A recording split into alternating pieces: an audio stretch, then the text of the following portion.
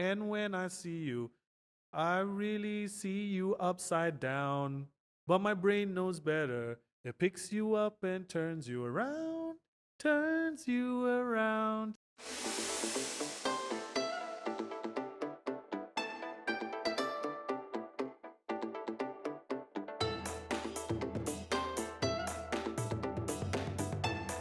Hello, listeners. Welcome to the Crouching Tiger, Hidden Dragon podcast. And I was just telling a lot of people today that it is a podcast that focuses on business leaders in Asia. And today, we don't just have a CEO, but we have a Rockstar, my favorite bands here. And of course, we have Fuad Alhabshi, right? So I asked him how to pronounce his last name before we got on here. And he's the lead singer of one of my favorite bands, Kyoto Protocol. But today, we're not going to talk so much about music. We're going to talk about investments, digital investments, and things like that. So he's the CEO of Halogen Capital. So just a bit about Halogen Capital. It is the first licensed fund manager in Malaysia specializing in digital assets and innovative investing. So the team actually combines traditional capital market expertise with deep technology knowledge to help investors gain exposure safely to this new innovative asset class. And we'll talk about a bit about blockchain and things like that today. So Fuad, welcome to the show. Thank you for having me. Crouching Tiger, Hidden Dragon was a really cool show as well. So I like that throwback to that. But I do have to throw in a little bit of corrections. Although my title is executive director, there is another CEO within the firm, another proper chief executive officer, and that's Han. So actually, I'm Han's colleague in a sense. So just a small tweak there. Yeah, no worries. Yeah, we are a podcast, so we are open to that and as well. And executive director. And my first question to all my guests actually is, what is your favorite kung fu movie? Fair enough. That's a good one. I don't actually know the name, but I watched it recently with my wife, and it's special to me because of who I watched it with rather than the show itself. It's a Jackie Chan movie. They come across this baby that fell out from an office building, and they saved it, and they were actually supposed to rob the guys, but they ended up taking care of the baby. And it's such a heartwarming. It's not the typical kind of kung fu movie, but of course it has healthy amounts of kung fu inside, and of course it's Jackie Chan, right? And the guy's been doing it for yoinks, and he's really one of the masters. So that's gotta be my favorite. Unfortunately, I don't know the name. It's fine. Yeah.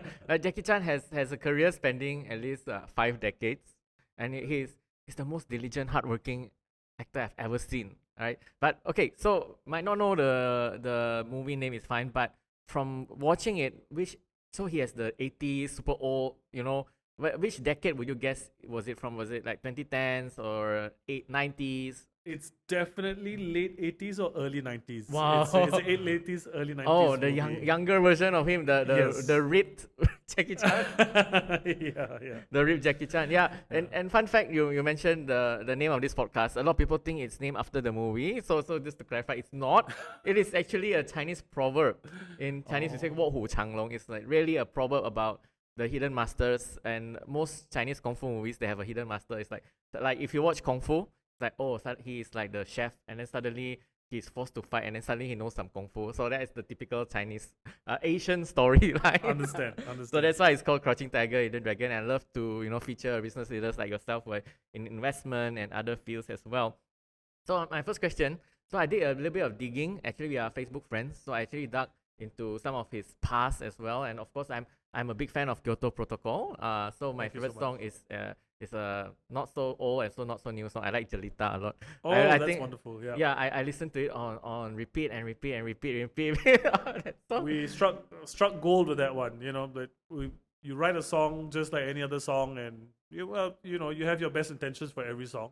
But looking back on it in hindsight, that was really something special. Yes, it's so good. It was with Liana Fizi. That's right. It's one of my favorite songs as well. I'm so blessed to hear that. Thank you so much. Yeah, before this, we had a guest called Lenny Seng, who was the founder of Borong, and she said she's a fan as well, but she had to leave before you came. Oh, dear. But anyway, I did some digging, and I found on Facebook your old photos in the UK, and you had long hair, and I know that you were studying engineering. So from engineering, how do you transition today to finance?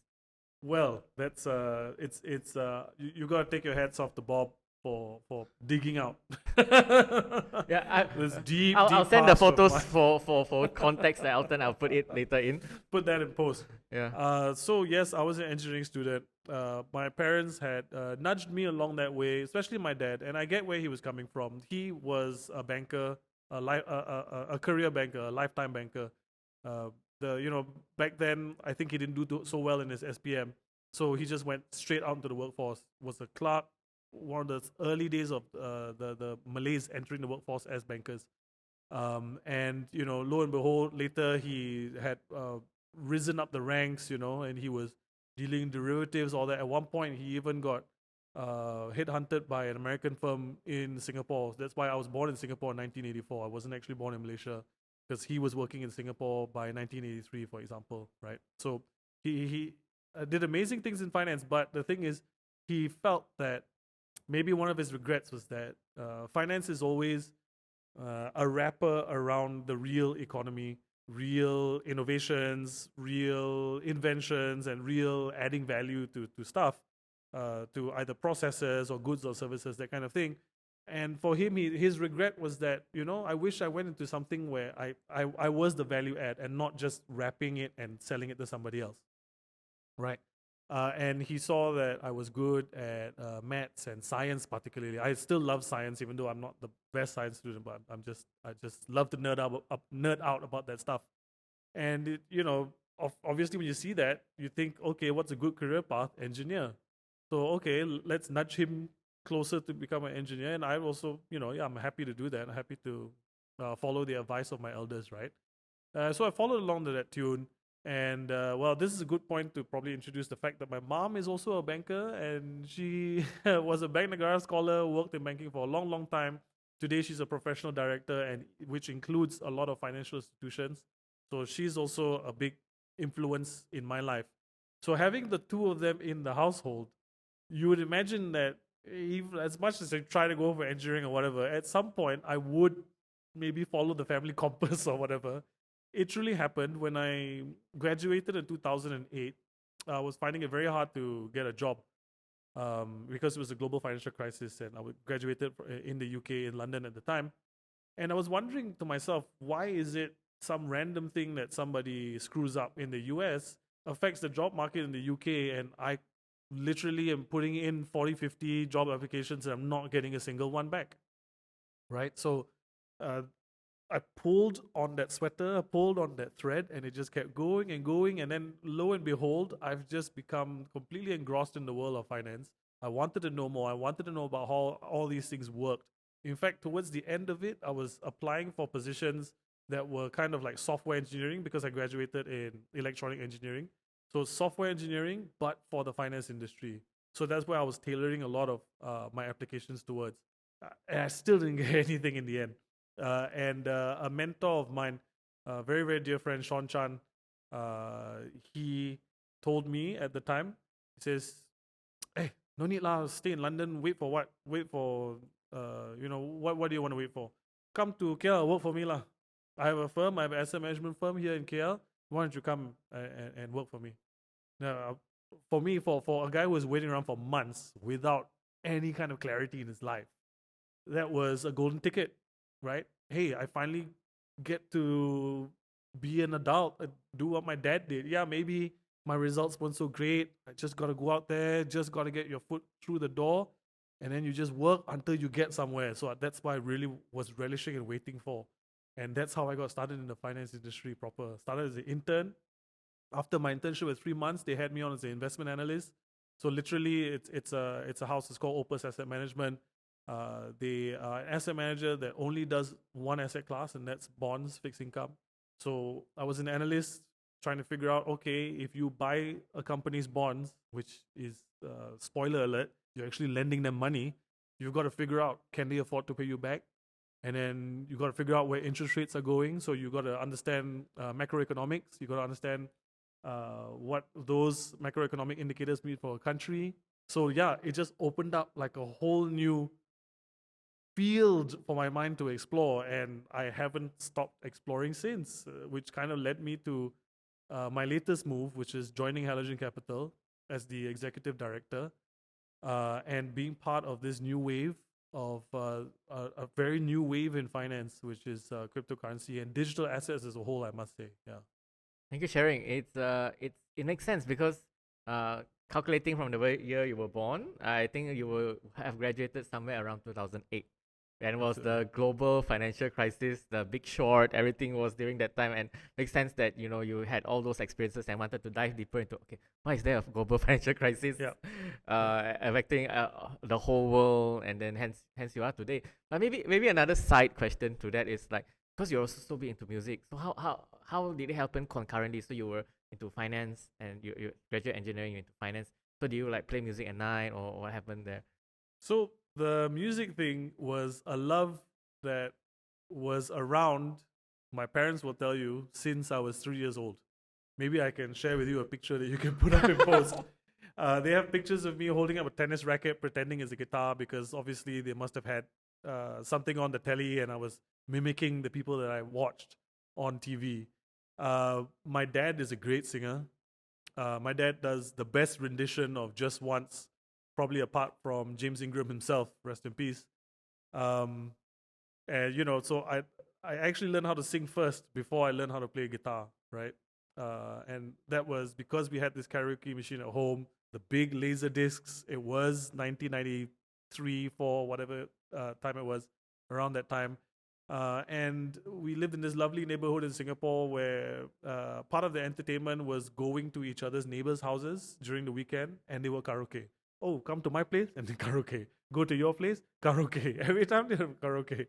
And a big part of that, or I guess the joy of my parents, was dragging me in front and like, hey, come. The boy can sing. The boy can sing Only You by the Platters. And there was a 4-year-old boy singing Only You by the Platters. Apparently, I didn't really know how to read yet, but you kind of memorized the words and the lyrics and stuff. So music has always been a part of my soul. I suppose having parents who are both professionals, they realize the reality of, and they've seen plenty of stories. I mean, P. Ramlee wasn't a wealthy man, I think, even compared to maybe a lot of benchmarks. I'm not going to go too much into that. And I think it's stories like that that put parents off really encouraging the kids to go for this kind of careers. At least in my era. I don't know about today. I think it might be very different today, right? There might be more avenues. But yeah, so I don't have any bad blood towards that at all in terms of them telling me, no, you need to have a backup plan. You need to study hard, you need to get good results, you need to at least get a good qualification. Then after that, you can look at doing whatever you want to do. And that includes music. That's all we ask of you. Just make sure you have something, a solid foundation to build yourself off of. Yeah, it makes sense. They are both from finance, and you in the end of the after engineering somehow you just redirected and went back to finance as well. So yeah, today I want to talk about investments, Halogen Capital. So like from other investment firms, I know you mentioned the word digital assets, and even crypto and things like that. So how is it different than other investment companies? For us as a company, we are not that different from, let's say, my old shop, Opus Asset Management. In fact, we have the same license. But what makes us different is before we got that license, we were engaging with the regulator, and we were upfront with them. We told them that our business model is to manage digital assets on behalf of our clients. And up to that point, and even up to this current point that we're recording this right now, there's nobody else who can do this in Malaysia, right? So we went to the regulator telling them that we want to be a pioneer in this space. Yes, you have some frameworks that allow the man on the street to invest, as easy through their phone and all that. But we think asset management is crucial in this space as well, just as it has been for people who invest in equities and people who invest in bonds as well. So that's our proposition. That's what we want. Our proposition. That's what we wanted to be in this space. And yeah, it took us a while to get there. It's not easy. From an operations perspective, there are added complexities compared to the traditional side. The traditional side is more based on trust, but in the digital asset world, trust is not enough. You have to structurally make it so that you are secure. The security is structural based. And I could go very deep into this, and maybe I shouldn't, but essentially there were significant differences, and that we also had to get all stakeholders on board to understand what those differences were and how we solve essential problems that have plagued the space in the past. I'm sure if you talk about crypto, people are going to talk about the collapse of FTX and Genesis, exchanges going down, people having their money stuck or lost their money, hackings, all these kind of things, right? And I dare say that we are the solution to all of those things. In fact, if we were around, if people knew about us and they understood what our proposition was about, they wouldn't have been burned by something like FTX. Yes, that is that is very current in the FTX, Sam Bankman, all these things. So like if maybe I'll dial it back a bit. So maybe as a potential investor, and I'm quite new to things like digital assets. So maybe how would you explain to a potential investor that maybe used to invest in bonds, used to invest in stocks, and how will you explain to them what are digital assets? Digital assets are mostly right now essentially units that indicate that you are a participant or you are an owner of something, either that, or it is a unit indicating that it's part of a network, a blockchain network, for example, right? So those are the two large categories, I would say. And most famously, let's address cryptocurrencies, because cryptocurrencies are not a byproduct, like an inherent part of the blockchain network, right? It was meant to be a store of wealth, a method of transfer, and all those kind of things. It's meant to be decentralized and immutable. Nobody can create a fictitious Bitcoin number 2 million kind of thing, right? It's immutable. And why is it immutable? Because you've got multiple other parties that hold the ledger and are doing validation work and can identify when an erroneous entry tries to make it into the system, right? So it is offering a lot of things that are not being offered by traditional finance, in terms of this is a new way of thinking, and it's beyond just finance. This is the transition from Web 2 to what we call Web 3, decentralized networks, all those things. If I could put it into a analogy, when things are centralized, right, your ability to do activities depends on that one central point, or one central point of interaction. Let's just take, I don't mean this in a bad way, they have a great service, but let's just take Maybank to You. I think a lot of us use Maybank to You, for example, right? A lot of us use Maybank to You. And there are points of the day, I think they might have fixed that now, but like between midnight and 1 a.m. in the morning, you can't transact, right? There are moments where they say that the system is down, you can't do anything. That's centralized, right? It depends on this person, and if this person is out, everything is out. Decentralized means this guy is out, but this guy is still online. One guy is down, 9, 10, multiple others are still online. So you'll still be able to do what you have to do. I would say that's one big benefit and change in the way that systems are managed, and that's Web3. So similar to how like people invested in internet companies. If you were an early investor in PayPal or Microsoft, right? That was around since the 90s. Back then, people had trouble fathoming what you could do with the internet. Bill Gates went on an interview with, I want to say David Letterman, I can't remember exactly who it was, sat down with him and he asked him a bunch of questions. What can you do with the internet? And Bill Gates said, you can watch the baseball game. And the interviewer goes, can't you do that with the TV? Radio. Yeah. You can listen to music. Oh, can't you do that with radio? Yeah. All these things, right? So the use case didn't seem quite clear back then. And fast forward to today, anybody who really believed in what the internet could do, you'd reap immense amount of profits, and it's changed people's lives. So similarly, the next evolution of the internet, Web 2 going to Web 3, blockchain is a big part of that. It's not the only part of that. It's one way for people to express their view, being an early investor into a new and evolving technology, right? So that's one part about the utility of digital assets. Okay, so utility. Let's park that to one side. There's the other part of why someone would invest into cryptocurrencies, and that's the investment perspective, right? What are the past returns? What has the volatility been? Of course, understanding the use case a little bit, but based on that, based on valuation, is it a good time to buy? Oh, the price used to be 69,000, and then at some point it fell to 30,000 or 20,000. Or does that mean that the price can go back to 60? Hey, maybe for some people it's worth a punt. We know that some investment decisions are based on these kind of methodologies, right?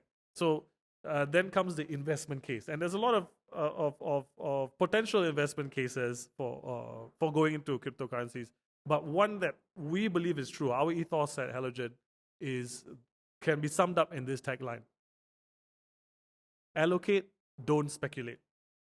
So a lot of what's been happening in the crypto space is like, I don't really know how it works. I know that it's just going sky high and I want to be a part of it. I don't want to lose out. Fear of missing out, FOMO. That's a lot of what's been happening. What we're saying right now is that we've had 15 years-ish of Bitcoin. There's been a long track record. It's gone through 4 cycles and possibly entering a 5th cycle right now, right?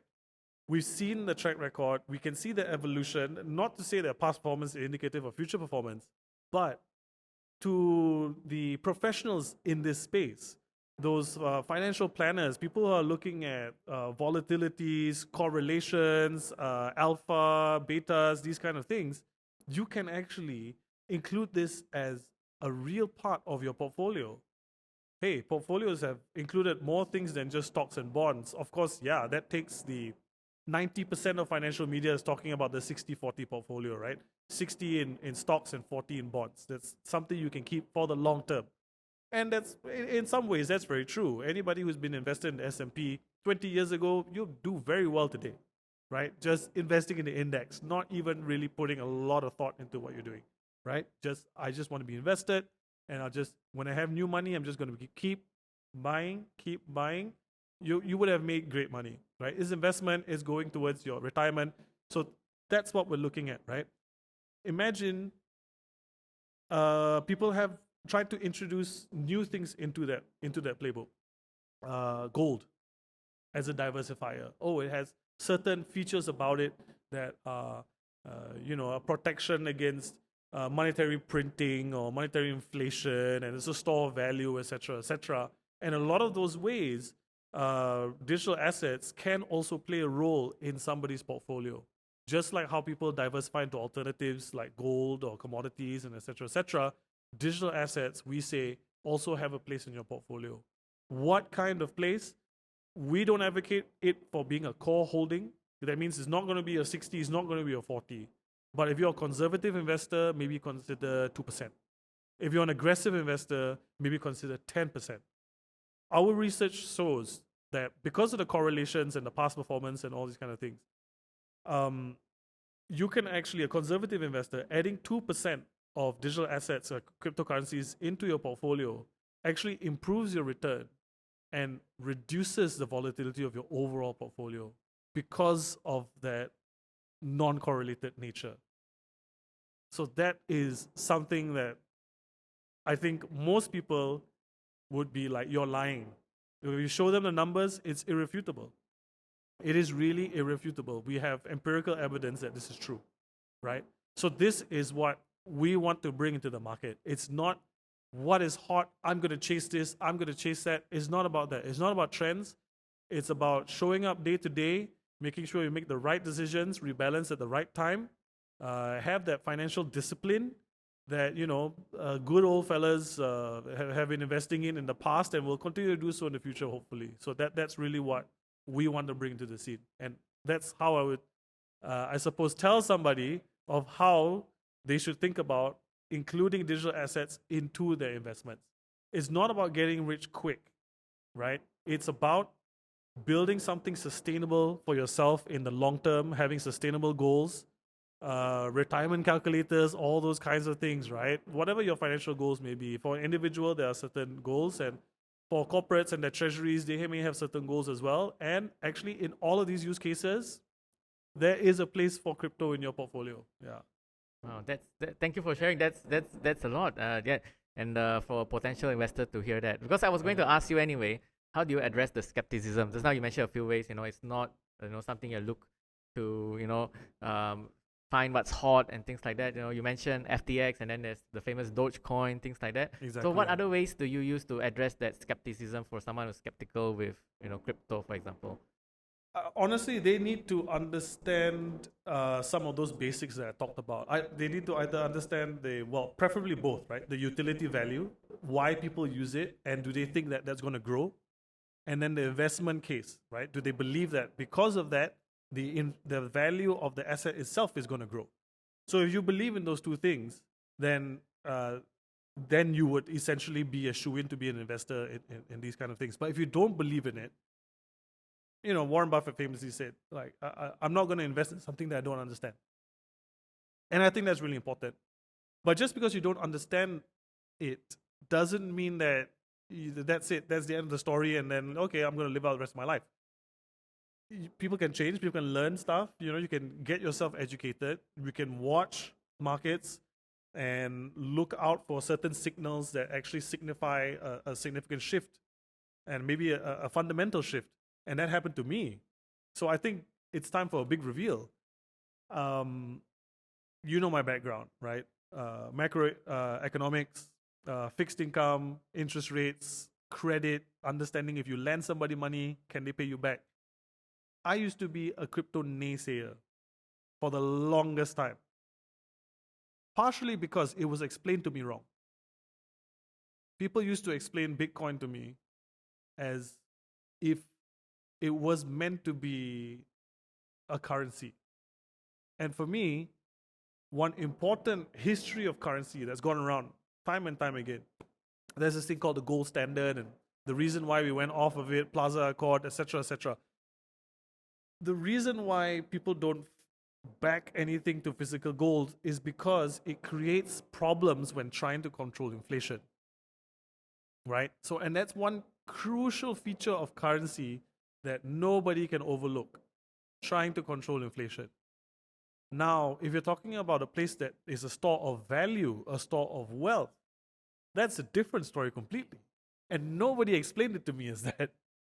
Nobody explained it to me as that. Even within digital asset guys, right?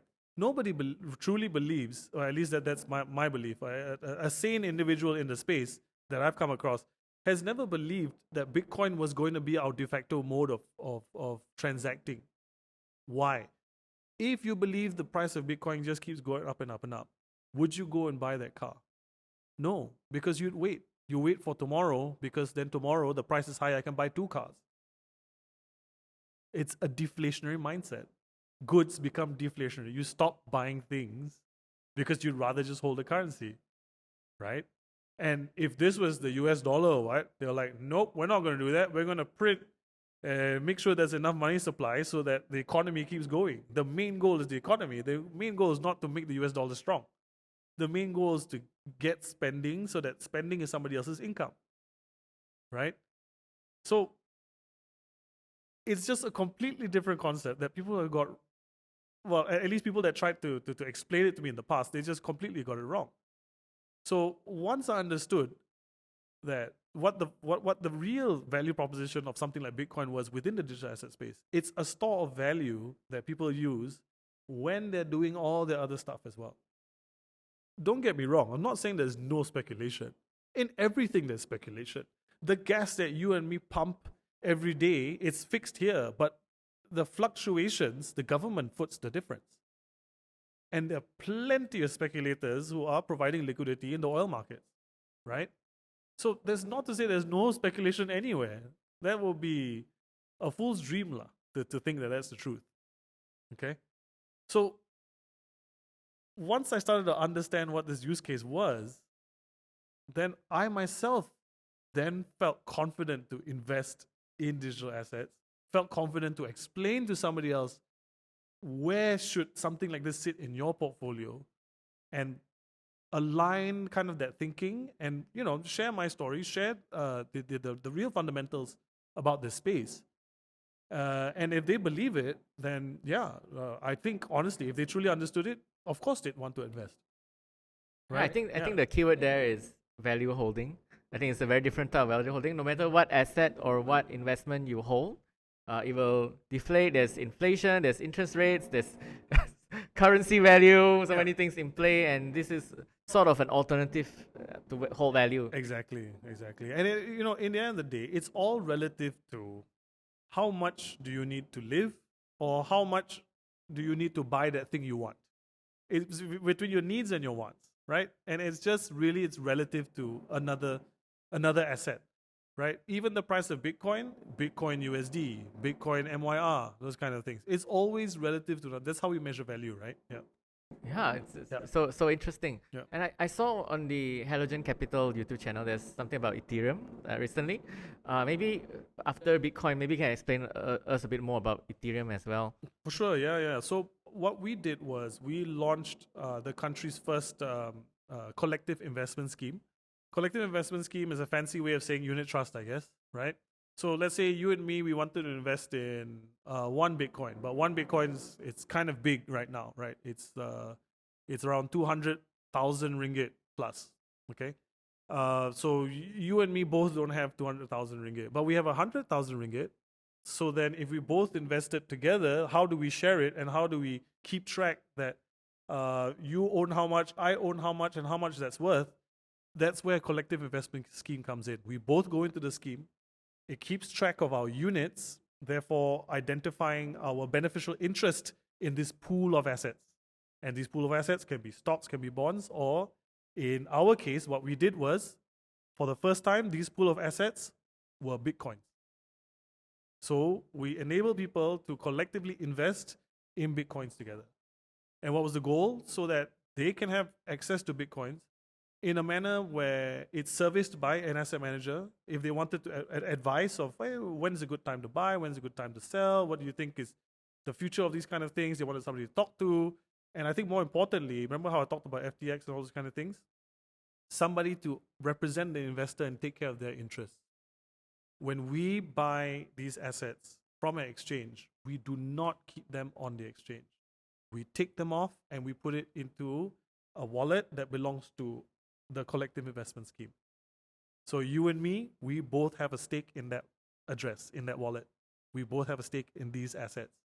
And that's why even if the exchange dies, the assets are still there. Exactly. So that's Bitcoin. Now that we've built up the understanding of what is a Bitcoin fund, right? Imagine doing the same thing, a different pool of assets, but inside, what's that pool now? It's Ethereum. So now we have a second pool, and that allows, okay, if people invest into this fund, what is the underlying asset? It's Ethereum instead of Bitcoin. Bitcoin's the largest cryptocurrency by market cap. It's about $900 billion US worth, all Bitcoins out there. And Ethereum is slightly less than half of that, right? And but actually, if you ask me, in Web3, we talked about Web3, right? In Web3, where the party is, where things are actually happening, is Ethereum. Where decentralized applications, where non-fungible tokens are minted and piggybacked off of, meme coins, smart contracts, all of this stuff is a lot more doable in Ethereum than it is on Bitcoin. They tried on the Bitcoin network, it didn't work out so well. So let me put it this way: in Web3, in the world of Web3, Bitcoin is the gold of Web3, is the store of value. But because there's all these activities happening, and you need something to fuel these activities that are happening on the Ethereum network, Ethereum is the oil of Web3. Just like how you put oil in the car, and that makes the car move, that makes the machines go, turns on the lights, the fossil fuels, etc. That is Ethereum. So, yeah, maybe some people like the idea of having that store of value, but some people really want to have a stake in that network and grow together with that network. That is why somebody would choose to invest in Ethereum. Wow, I like the analogies. Like, this is the fossil fuel. Yeah. of crypto. Like I said, I am actually the Web3 baby in the firm, even though I'm probably the furthest from being a baby in terms of age. But yeah, I've big credit to the guys at Halogen for helping me. Well, no pun intended. See the light. Yeah, halogen's a light bulb, right? Yeah. So for helping me to see the light and understanding what the Web3 space is about. Yeah. Yeah, thank you for sharing. I actually, when I reached out to Fuad, I never actually saw this side of him. I always see him performing. I think I saw Kyoto Protocol in Good Vibes many years ago. Good many years ago. I saw, of course, been to many shows. The last time we met was KL Pack. He was doing, I think, at 2 shows that I saw. I never see this analytical side of him, like trying to justify and trying to rationalize, Web3 and things like that. So it's very interesting to listen and learn from you today about SM. I always believe I actually try to tell people about the value holding aspect but now I can most likely say it more articulately like you. I can say it very roughly, but now from hearing from you, I can be more articulate with it. I'm glad to hear it. I'm glad to hear it. And also, if you're stuck, or you can always refer them to us. We're happy to go through them. Yeah, I think maybe my next question, going more personal. So we had a lot of value bombs just now, and going more personal before we end. So like you're so analytical, and before we started this interview, you were talking about gear with Elton, who is a videographer here, and all this. So how does like the knowledge in finance and like market trends, things like that, help you with music? I tend to write in analogies. Oh, yeah. Ethereum is the kind of thing, right? So I love thinking in analogies because it's my framework for how to understand things fast, right? And I think it's more than that. It's my lens of which I see the world through.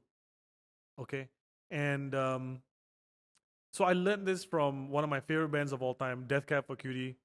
Oh, I love them also. In Seattle, right? And they have this wonderful way of talking about how, like, and when I see you, I really see you upside down, but my brain knows better. It picks you up and turns you around, that kind of thing, right? So it had a lot of science analogies, but it was a love song, right? So for me, I would say Kyoto Protocol's lyrics have oftentimes, not all the time, use finance analogies, but sometimes about economics, I would say, right? Economic analogies into our music. And I think that's most apparent in The Pen is Mightier and stuff. And it wasn't just limited to economics. So like the song Delta Wing was a thanking a previous love that I had in my life, but we weren't meant to be together forever.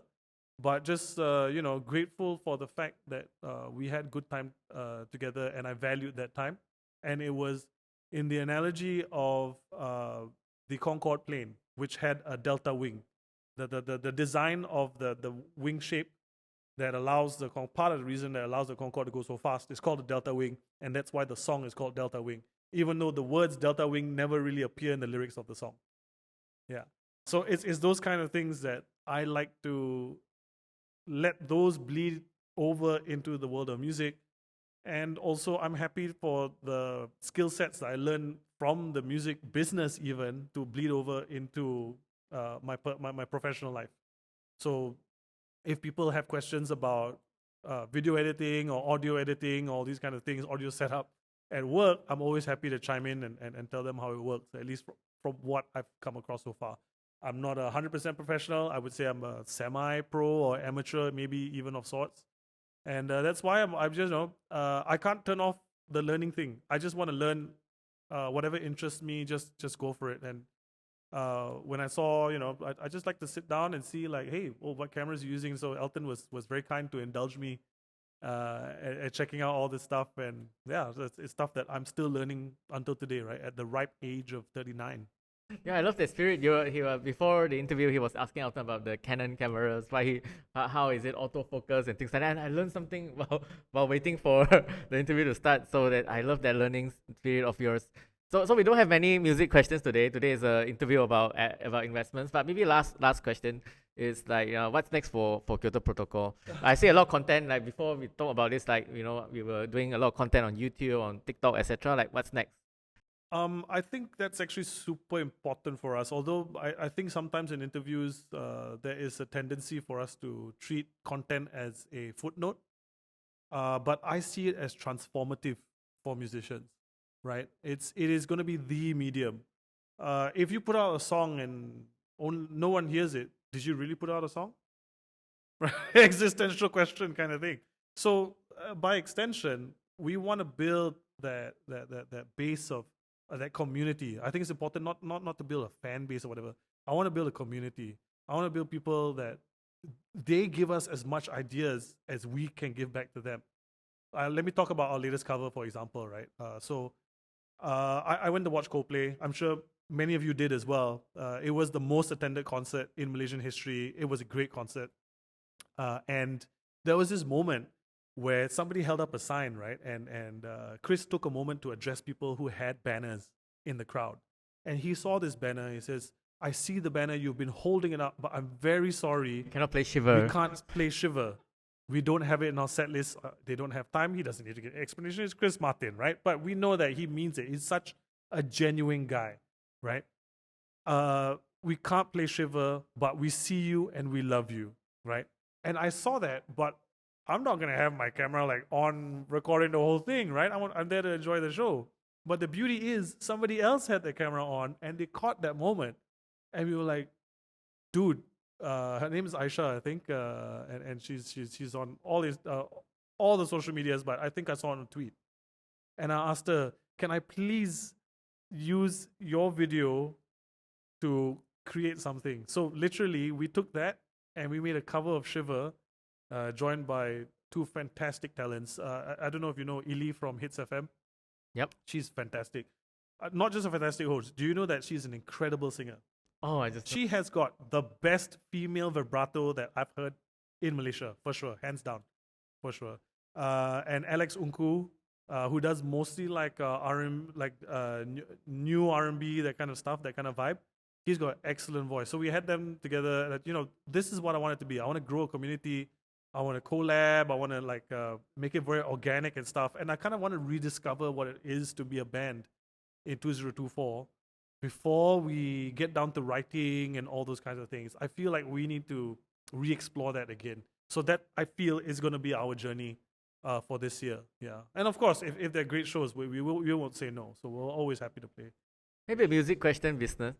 Music business question. Music questions.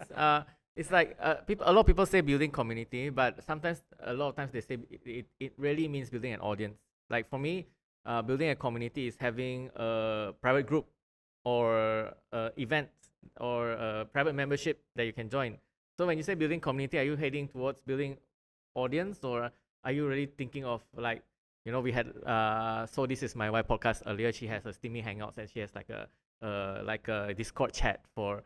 Are you looking to that, or are you looking just to build an audience? It's more towards the Discord chat thing, I would say. It's more towards that, except that we have to understand that on a wider audience base, not a lot of people use Discord.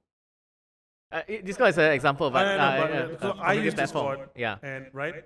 So the platform to me will be places like, where's the party at? Is it on TikTok?